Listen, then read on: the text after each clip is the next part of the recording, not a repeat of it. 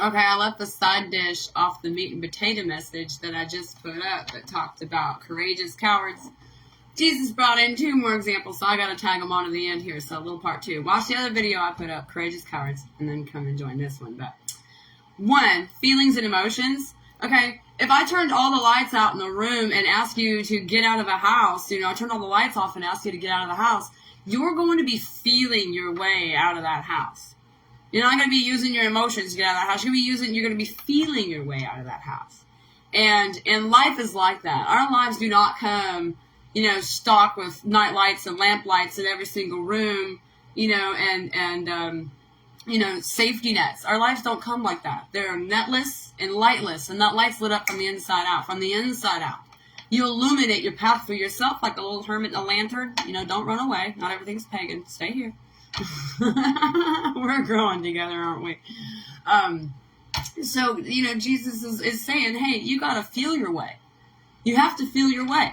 And duly noted, let's go somewhere in a little coloring book. If there's 2 Viking ships out on the ocean, and one man is like running off of maps of days of yore, and we're talking like way back in the day, Vikings. Okay, let's just go back there for fun. I said coloring book. Everybody get out your crayons, paint your own damn color.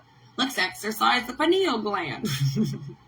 Anyway, so, and then there's this other Viking that can like smell ice, he hones in on where the land is, hello, Newfoundland, all right? And you need the man that can lead and be a man, yes, but equal housed. You also need a man that can feel his way through this world, who can also talk with the stars, which would be the universe, because look, when God talks, it is the loudest silence you'll ever hear. Amen. Undeniable. You can't miss what God's saying from the inside. And a man needs to know how to listen to that voice. I'm teaching my sons to be well-rounded men. Well-rounded men. They have to be able to feel and know the difference between emotions and be connected to them both, to understand themselves. Amen. Because we're building empathy. Okay? Not narcissism. Right? Doing my part here. Trying to raise good men for you here. So there's a message. And then Jesus said, for all of you out there that have watched the movie Twister, the movie Twister? The big tornadoes? Kind of dead giveaway in the name there. Anyway, I've watched Twister a million times. And Jesus was saying, there's a difference between the character of Bill Paxton, who is a storm chaser, and then there's it's 11:11 on the phone, on the clock. Y'all can see it, trust me. And then there is the other storm chaser known as Jonas.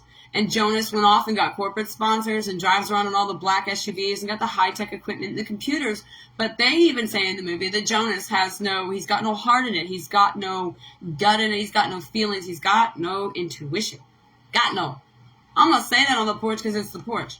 So Bill Paxton, however, lacks all that technology, lacks that uniformed team, but has the heart, the experience, and listens to his intuit. Okay, and there's even an epic scene in the movie where this comes in crescendo, where they're watching, the tornado that does kill Jonas, spoiler alert from 20 years ago, okay? The tornado that does kill Jonas's team is because Jonas trusted the computer model. And a lot of us go out here and trust the computer model of how life was handed to us. And we trust that model until it just blows our asses right off the road and we figure out that we're chickens that don't belong in birdhouses or we're turtles that don't belong in boxes.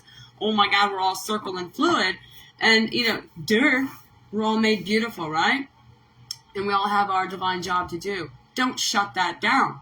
Especially for the men, don't shut that down. Okay? And Bill Paxton's character in that scene, at that moment, when he realizes and he looks up and he realizes the storm is shifting, he's got a nanosecond to see that, know that, trust it. Now, trusting it and then acting on it. Okay? And he did it so fast, he just took the left. The next thing you know, he's driving down a cornfield and they have no road. It doesn't matter. He was a man of quick decision and it wasn't erratic. He checked it over his intuit house that fast. And then trusted himself. And then put action to that trust. Now, a lot of us start our spiritual journeys, especially for men. It's okay, we're growing together. Okay? There comes a point where it's a 3-stage process. And it might take you 5 years, 3 years, 7 years. The Lord's got time. He'll walk with you. Let's get this, okay? Wake up. Make the work quick by doing your part 50-50. Okay? The Lord don't help a man. So let's not suffer fools here, okay? So what is happening? What was I saying? Okay, so Bill Paxton looks at the storm, sees it shifting. So he's using he's understanding my intuitive house and my knowledge are coming together.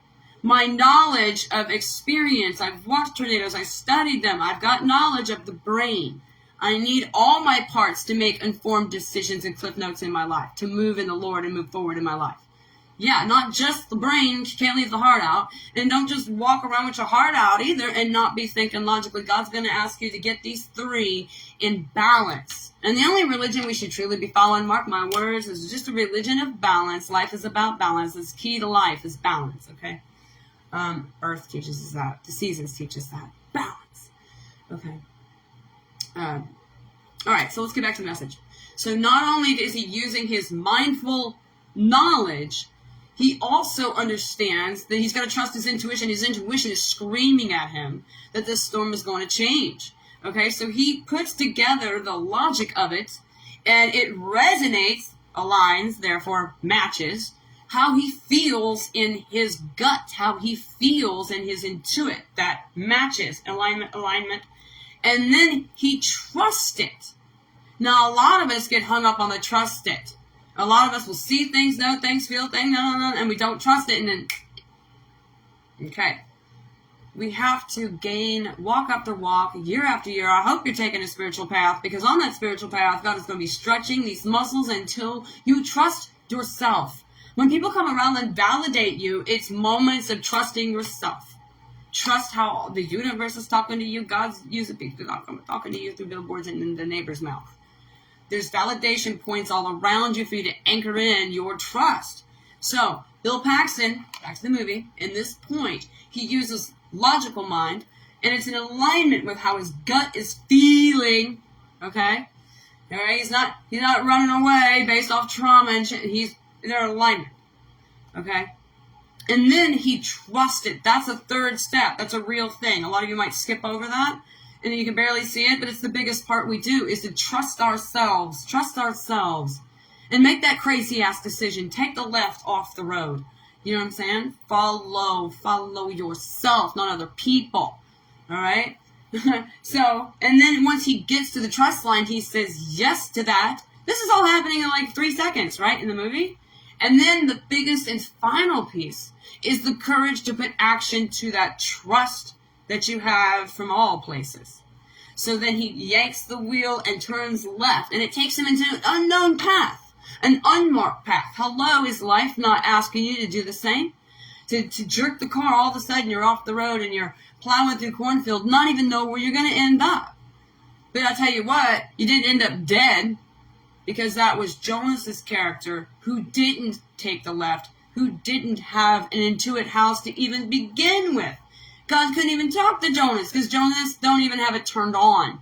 Nor does he know how to use it, and he's a grown man. He's following modules.